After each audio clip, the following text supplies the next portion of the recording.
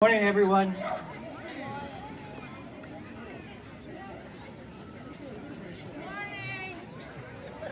For those that are seated, could I please ask you to rise for the Pledge of Allegiance?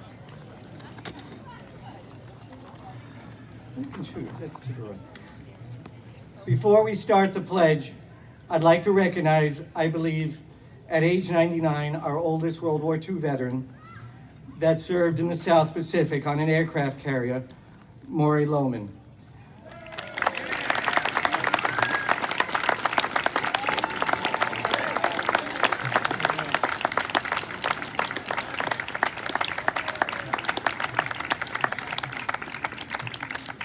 Maury is currently living in Shoreham with Deb Lohman and Rick Rubin. Welcome and thank you to you and all our veterans who are and currently serving men and women in all our branches of service. Thank you.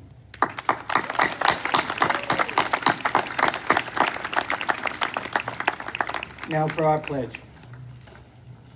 I pledge allegiance to the flag of the United States of America and to the republic for which it stands, one nation, under God, indivisible, with liberty and justice for all. Barbara Cullen will sing our national anthem.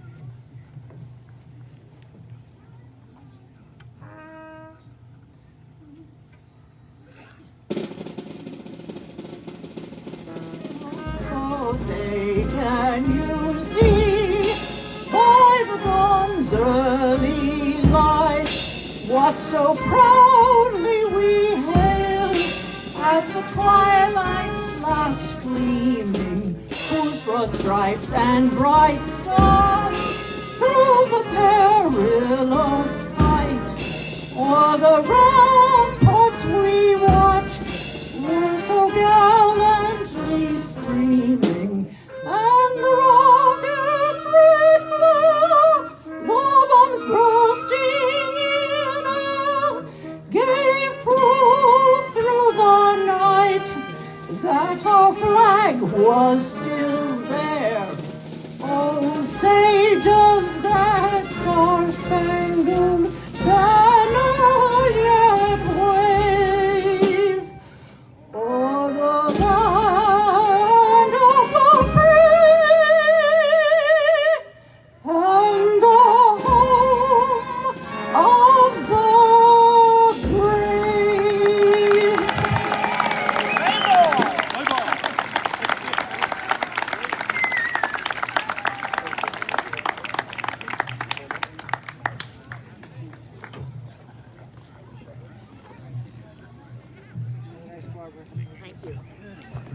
Happy 4th, everyone, on a beautiful and relatively cool, dry summer day.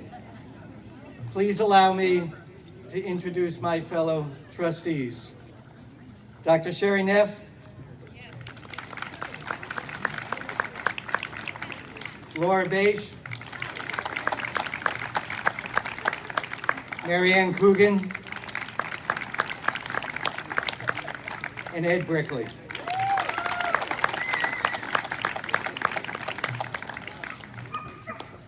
A special introduction to Dr. Joseph Falco, our health commissioner, whose advice we've relied on during this last year.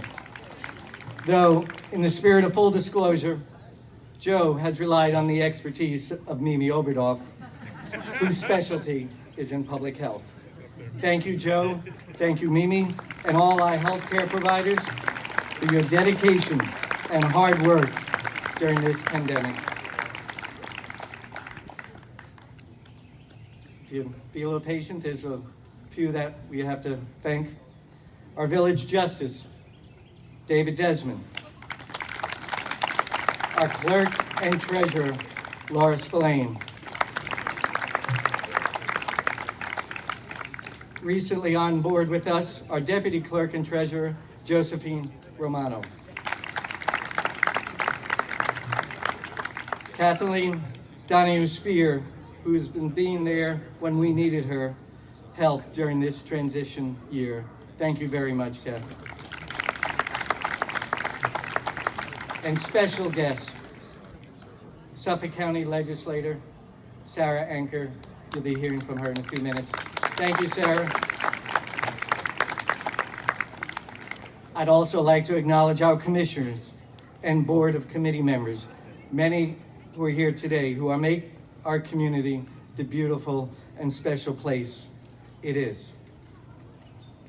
In particular, two that have been working extremely hard this year, Larry Kogel, our roads commissioner, and Rob Minerick, our buildings commissioner, have been volunteering a significant amount of their time this past year to maintain our special place.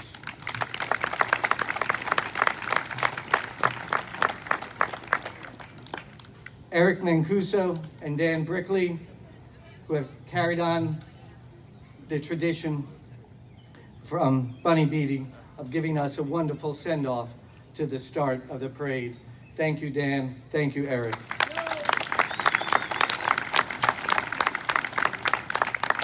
Our friends at the Shoreham Country Club, the social arm of our village, led by Liz Larson-Gertzke. And the Shoreham Village Association, for all its work so important to our community, led by Jean Jordan-Sweet.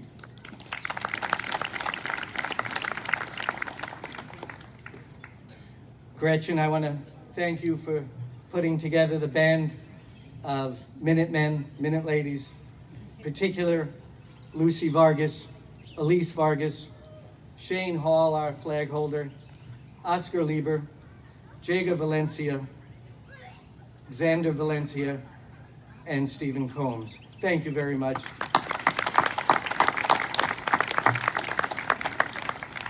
Barbara Cullen for singing the national anthem. Yvette Blum for God Bless America, she's about to sing. And Bob Sweet, once again, thank you for leading the best band in the world. Thank you very much, Bob.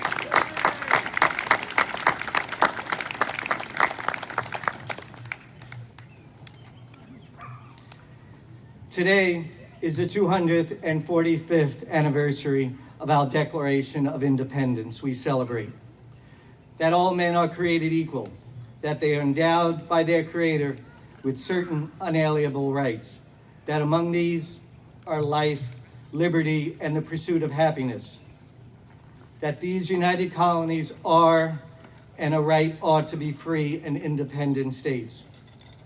245 years ago, not everyone on Long Island agreed.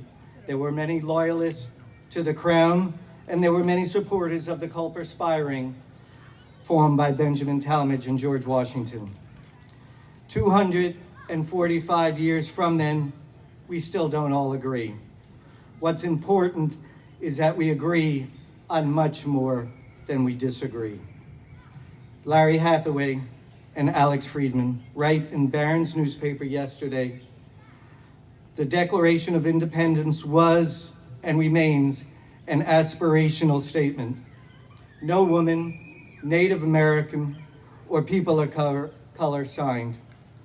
Progress was neither easy nor linear.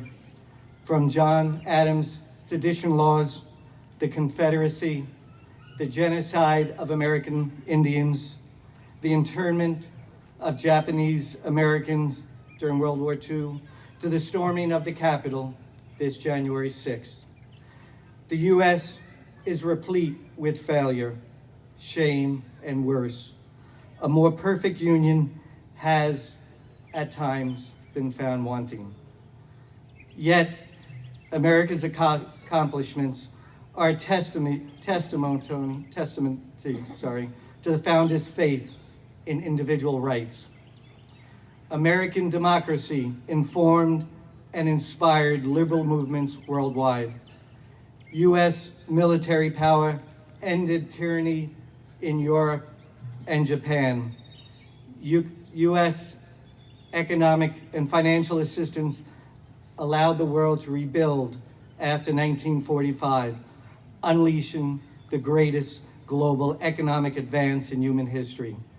The U.S. won the Cold War and in doing so, contributed to the greatest anti-poverty program in human history, namely the adoption of market-based economies across former communist countries, including China. History, like our own lives, is messy. Accomplishment is accomplished by failure, achievement by moral outrage. Greatness isn't found by looking back, but by tackling what hasn't worked and what wasn't addressed. Americans today have reason to hope, cause to celebrate, and purpose to fulfill. The pandemic has given us a few lessons. Not only how fragile life is after experiencing over 600,000 deaths, but also the importance of having a sense of community. The pandemic has put a test to the rights an individual has, in contrast with the responsibilities we have to each other. The pandemic has highlighted the need each of us has for social interaction and the support of each other. This parade and July 4th celebration started in 1914. This is the 108th time we as Shorehamites are together celebrating our independence.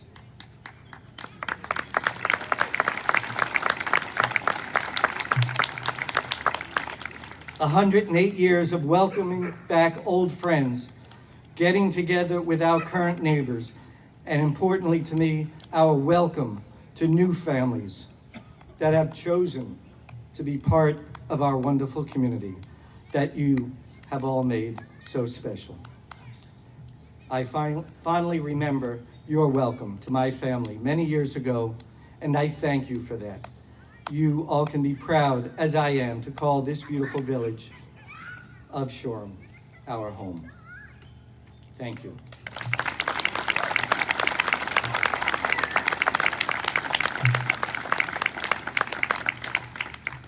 I'd like at this point to introduce Sarah Anker, our Suffolk County legislator, who is always there when we need her help and assistance. It is my pleasure to ask Sarah to say a few words.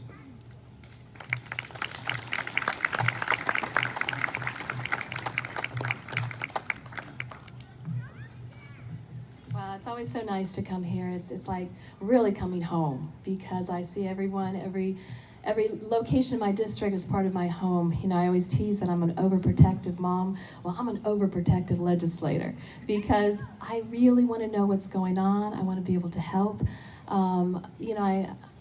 The parade in itself is such a wonderful celebration of community and family. You know, pets and kids, you can't get better than that. And you really, it's I look at the dogs. I would have brought my dog, but he's people friendly, but not dog friendly, unfortunately. We're working on that. But I just wanted, before I leave and sit down, I just wanted to encourage you and inspire you to understand that you are in a beautiful place here in the village of Shoreham. The folks here, the folks that I know, they're some of the brightest, most literally inspirational people. They're so dedicated to you and your family and your community. So as we honor our veterans, and by the way, Mr. Lowen, just congratulations. I see you over there. Let's give him another round of applause. Thank you, sir, for your service. God bless you. And Debbie and his daughter, I appointed her to serve as the community liaison for the Arts Council for our legislative district. Let's give Debbie an applause too. Thank you, Debbie. Debbie Lemon. Here we go. So again, I want to thank you as always for inviting me here. It's always a pleasure to come. If I can help in any way, let me know, including disputes with dogs. And enjoy this gorgeous day. The sun is really coming out. The kids are having fun. You've got some delicious food ready for you. And you are surrounded by love. So again, God bless you and happy 4th of July. Thank you.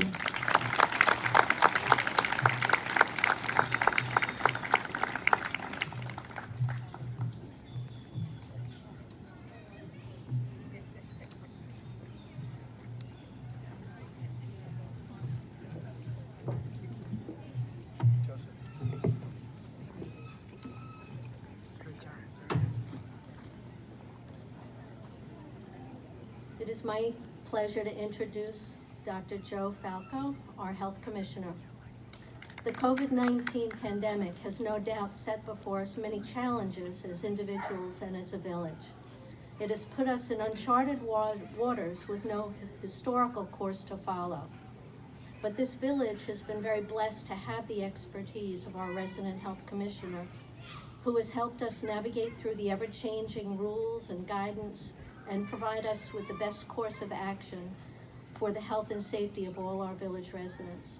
And as our mayor has said, I would be also remiss not to also thank Joe's wife, Dr. Mimi Oberdahl, also public health physician, whose expertise has been shared along with Joe's. So again, it is with great appreciation for all the work you do that I introduce you.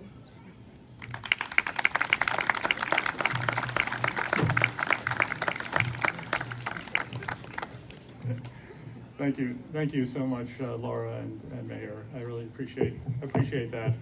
I might mention that I retired from my day job in April, and Mayor Vail has complained that my emails have gotten much longer ever since then. Very gentle complaint. So, but I wanted to apologize today because I am going to take about 10 minutes out of the festivities and maybe delay your hot dogs by 10 minutes, just in order to tell where we are right now with the COVID pandemic and what I think we need to do in order to finish it off. At present, I'll say that the village is doing very well. Our overall COVID case rate for the entire pandemic is less than half of that of Long Island as a whole. And knock on wood, we have not had a single new COVID case reported in the village since the surge last winter, which is a remarkable record.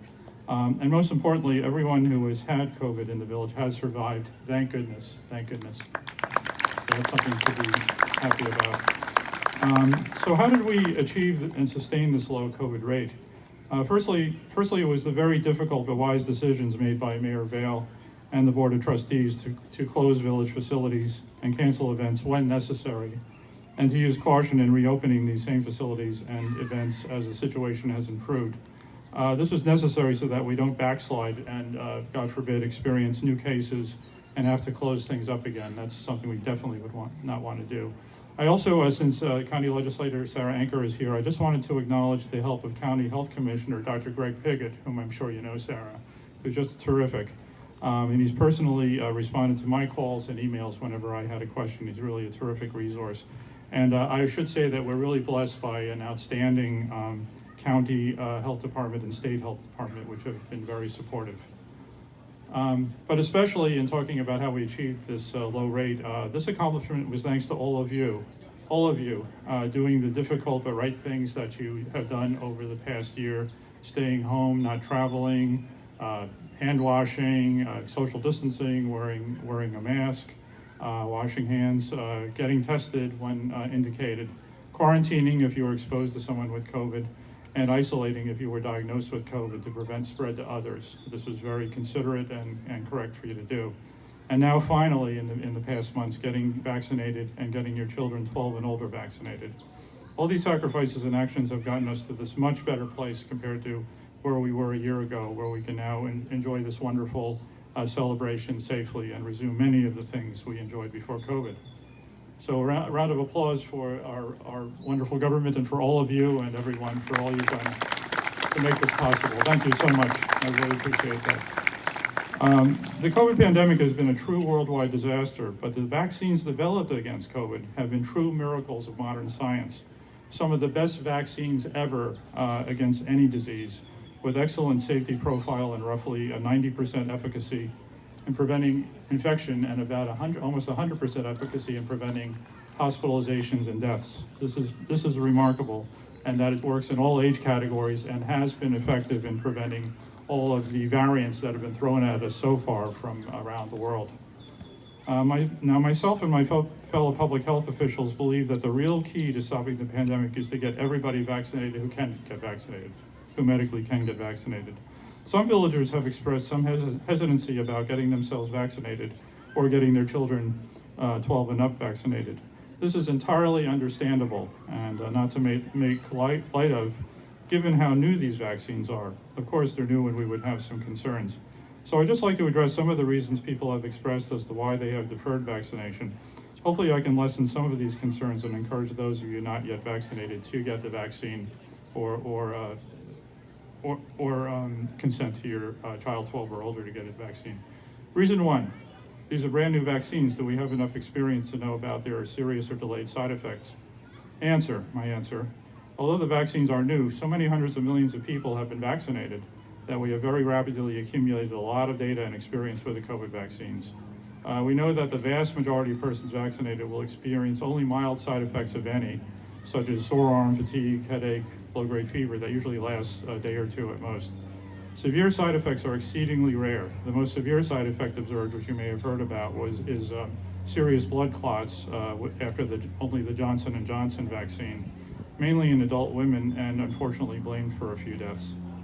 This was observed only about twice for every million vaccines given, so it is a rare effect, and not seen with the other two vaccines.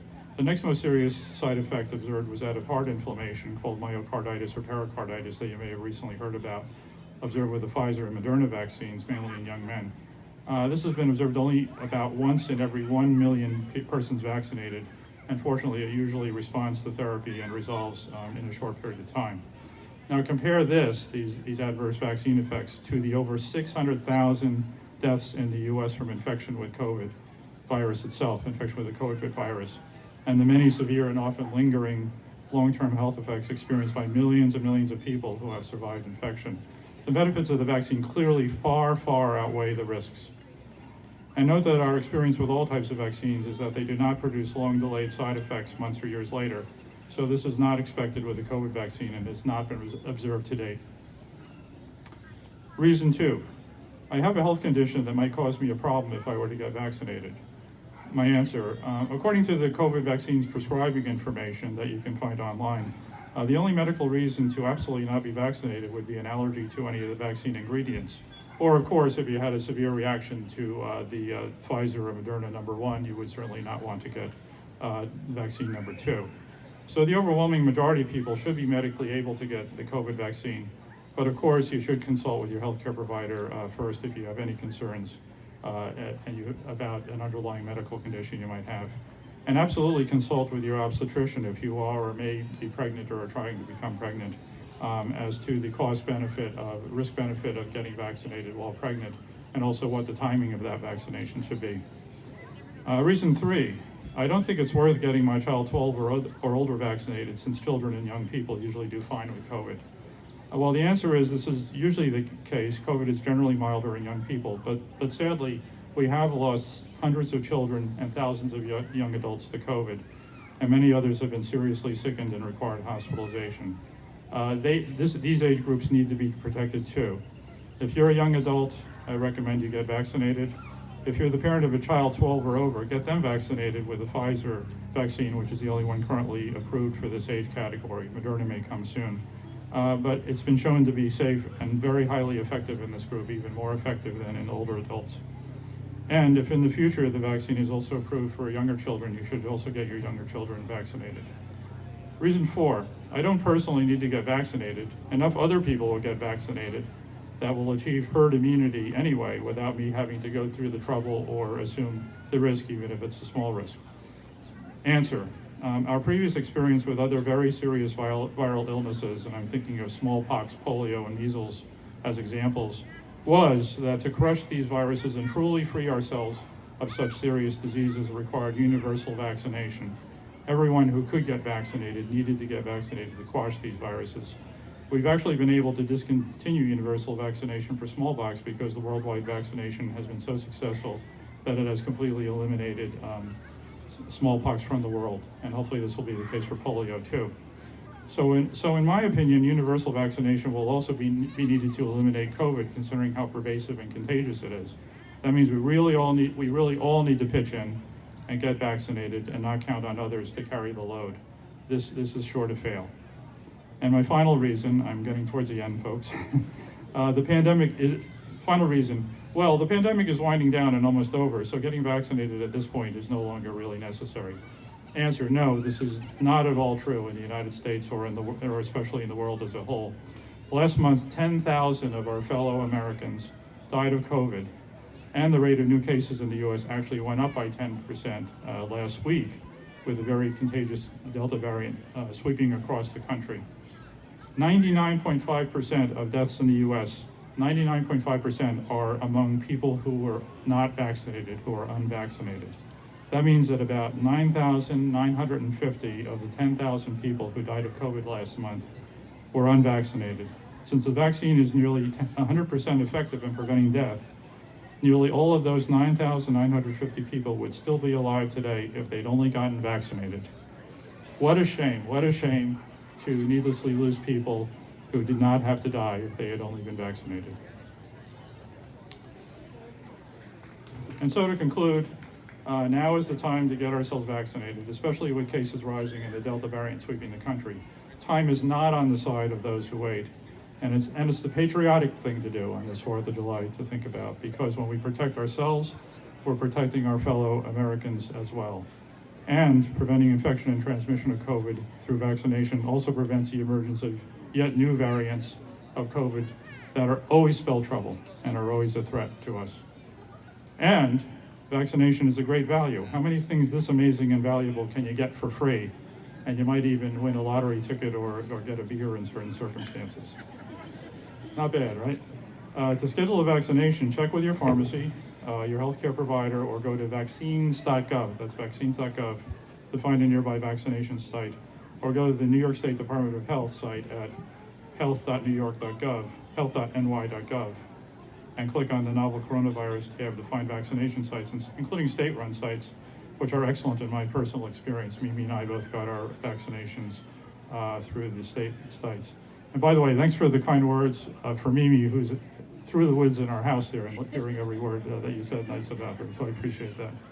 And if you've already gotten vaccinated and believe in the COVID vaccine, be a vaccine ambassador and encourage others you know to get vaccinated. Please do that. So thank you all. I'm so proud of all of you in the village. Thank you, thank you, thank you. Thank you. I'm just so proud of all of you in our village government for all you've accomplished together in pushing down the curve and getting through this pandemic. Let's keep up the good work, and we will all return the 4th of July 2022 happy, healthy, and even freer to do all the wonderful things that brought us fun before the COVID. Thank you so much.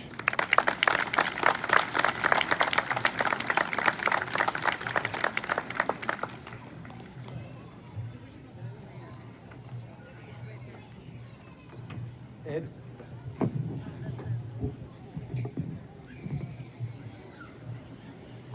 It falls to me to deliver the sad news about the deaths of the village residents in our community over the past year. This has been a rough year all across the board, and we lost a number of people last year. Some of them, were really important figures in the village, and we're certainly going to miss them. So let me just go through this list. Bob Ficken was born on June 15th, 1938, and he passed away on October 10th, 2020. Robert moved to a house on Tower Hill in Shoreham Village with his beloved wife, Jeannie, in 1978. And Jeannie raised 2 children in Shoreham, Russell and Kira, and Robert leaves behind 6 grandchildren and his cherished sister, Kathleen. Muriel Weiss was born on July 9th, 1924, has lived in Shoreham Village since 1995. Muriel and her husband, Robert, lived in their home on Upham Down, where they raised their daughter, Diane. And Muriel passed away in January of this year. Also, Esther Waldron, a native French speaker, was originally from Salem, Massachusetts, and was born on January 14th, 1937. And Esther was the wife of 58 years to Ed, mother to 7, grandmother to 9. And she and Ed lived in their home on Tower Hill. She worked many years at the North Shore Public Library. She was a compassionate, thoughtful soul, and Esther passed away on May 4th of this year. Rita Barnhart, who everyone knew as Skeeter, was a friend of mine and a loss for me, and a terrible loss for her family. She was born on November 11th in 1935 in Queens. Her parents, Dr. and Mrs. Adams, bought property in Shoreham in the 1940s and convinced many of their friends and relatives to build and move to our beautiful village. They built their home in 1946. Skeeter and Ed Barnhart married in 1959 and built their own home in Shoreham on part of the Adams property, and have lived there since, raising their 3 children, Lisa, Kurt, and Gretchen. Skeeter also leaves behind 6 grandchildren, 2 brothers, Tom and Bob, 2 sisters, Adie and Jane. And those of us who knew Skeeter will really sorely miss her. She's a wonderful person. Megan Beatty Citron. Megan was born November 12th, 1965 to Mary and Budge Beatty. Budge Beatty was the first person to welcome me to the village 50 years ago. A wonderful family. Megan grew up in Shoreham until she married and then resided in Crownsville, Maryland with her husband, Rocky. Megan and Rocky have 3 children, Nicholas, Reagan, and Grissom. And Megan was the quintessential Shoreham girl. And never once during her life did she miss the 4th of July here. Came back every year. My next door neighbor, Nico Simos, I was proud to call a friend.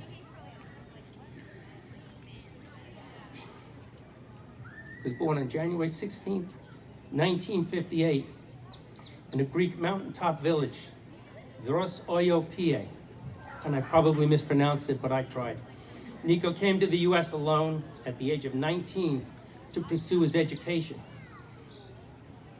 And it led to a PhD in science, and Nico became a distinguished scientist at Brookhaven National Lab, where he worked for 29 years. 17 years ago, he and Kathy and their daughter Anna moved to Shoreham, next door to us. Nico loved Shoreham, was a friendly and familiar figure around the village, and this is a man we'll all miss. Thank you.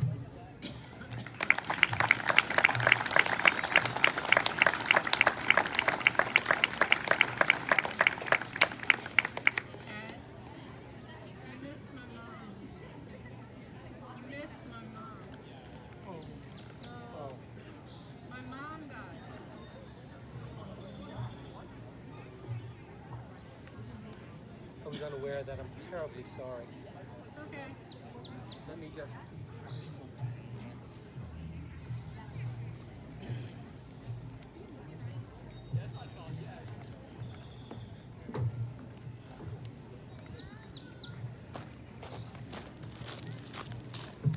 It'll just be 1 second.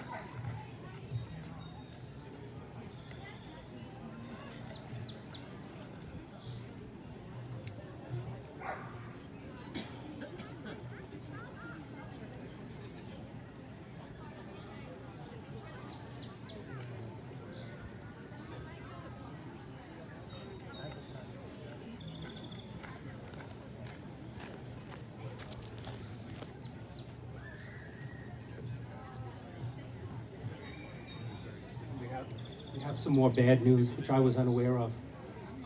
Lynn Morris, who lived in the village for many, many years, with her husband Tom and daughter Lori, has passed away around Thanksgiving of this past year, and a longtime village resident and a great family, and we'll certainly miss them.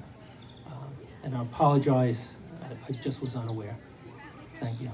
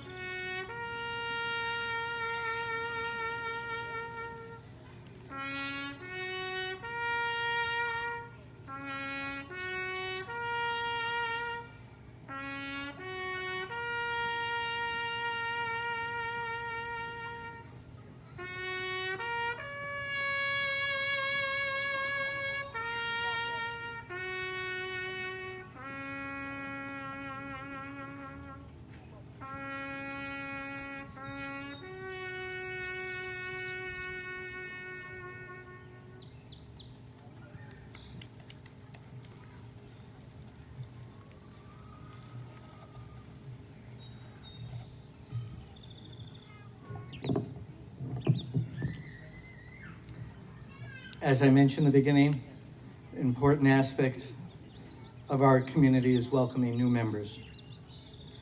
I'd like to extend a warm welcome to our new neighbors. The following residents have joined our community during the last year. My apologies in advance for any mispronunciations. Clayton and Kimberly Bauman.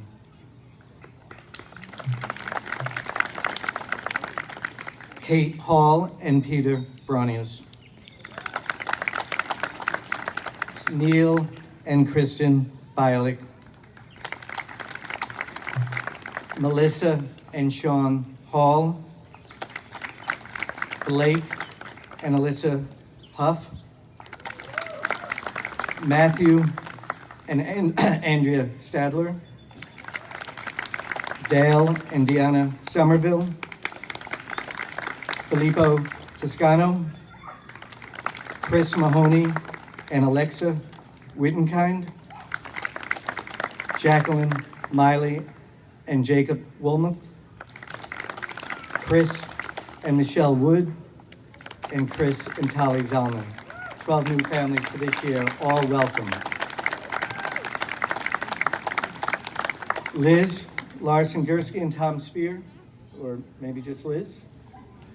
Come on up, please.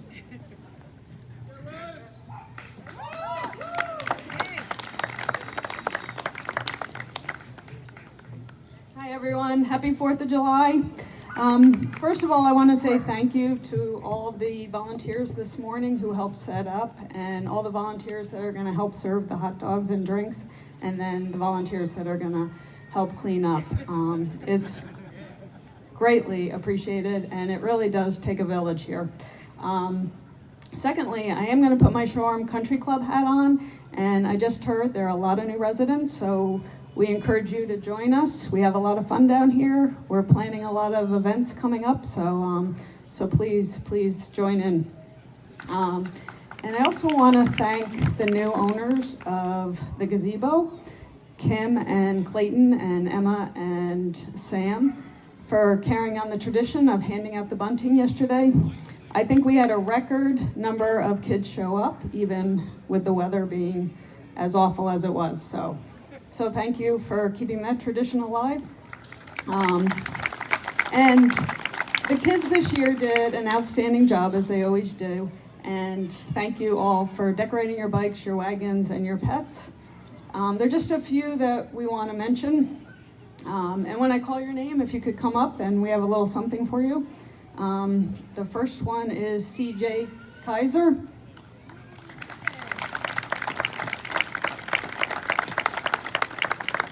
And then Ada Wagner. And then we have Reagan, Riley, Austin, and Murphy with the USA theme. We have Billy Phillips. We have Peyton and Hugo. And then the final one is Archie Dahl with red, white, and blue. And from what I understand, he is 5th generation Shoreham, so.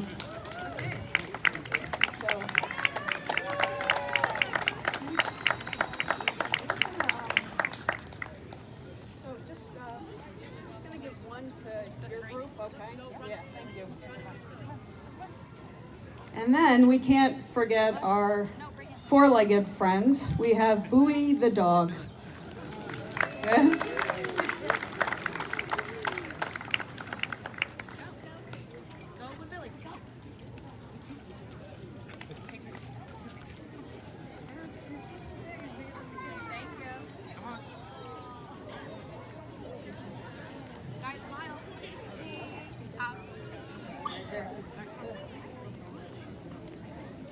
We think the bone is bigger than the dog, but.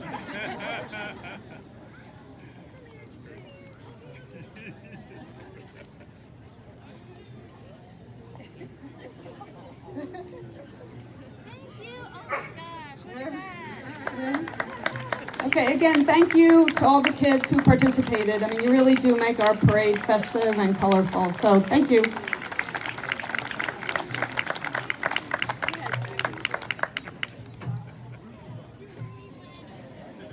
I'd like to ask Yvette Blum to come up to sing God Bless America.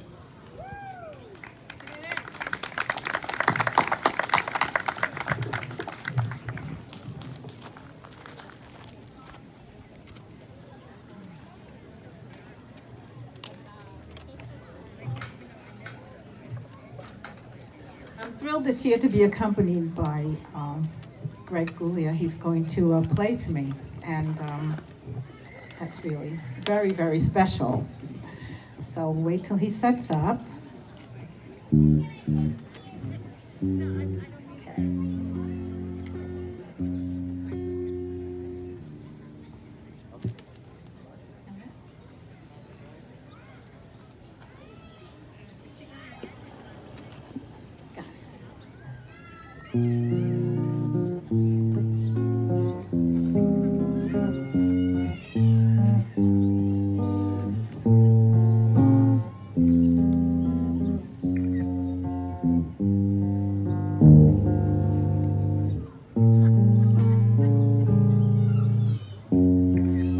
While the storm clouds gather far across the sea, let us all be thankful for. I can't. I'm off key. Yeah, I know the words. I'm off key here. While the storm clouds gather far across the sea, let us swear allegiance to a land that's free. Let us all be grateful for a land so fair as we raise our voices in a solemn prayer. God bless America, land that I love. Stand beside her and guide her through the night with the light from above. From the mountains to the prairies to the oceans white with foam. God bless America, my home, sweet home. Everybody join in. God bless America, land that I love. Stand beside her and guide her through the night from the light shines above. From the mountains to the prairies to the ocean white with foam. God bless America, my home, sweet home. God bless America, my home, sweet home. Thank you. Thank you.